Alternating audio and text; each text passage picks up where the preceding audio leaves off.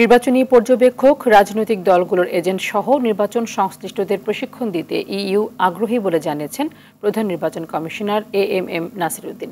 রোববার ইসি ভবনে ইউরোপীয় ইউনিয়ন রাষ্ট্রদূত মাইকেল মিলারের নেতৃত্বে ৫ সদস্যের প্রতিনিধি দলের সাথে বৈঠক শেষে সিসি এই কথা জানিয়েছেন। আগামী ত্রয়োদশ জাতীয় সংসদ নির্বাচনে ইইউ ইসিকে সার্বিক বিষয়ে সহযোগিতা করবে বলেও জানিয়েছেন তিনি। এ সময় ইইউ রাষ্ট্রদূত মাইকেল মিলার আন্তর্জাতিক পর্যায়ের নির্বাচন করতে ইসিকে সার্বিক সহযোগিতার আশাবাদ ব্যক্ত করেন। এর আগে ১১ মার্চ ঐকমত্য কমিশনের সাথে বৈঠক করেন মাইকেল মিলার।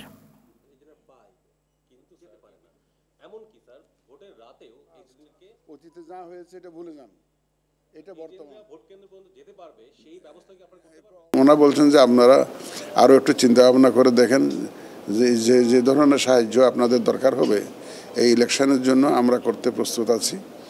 এবং ওরা বলছে যে শুধুমাত্র ইলেকশন কমিশন নয়, বাংলাদেশের সাথেই ওনারা বাংলাদেশের উন্নয়নে ওনারা অবদান রাখতে চান, এই কথাটা আমাদের পরিষ্কার করে জানিয়েছেন।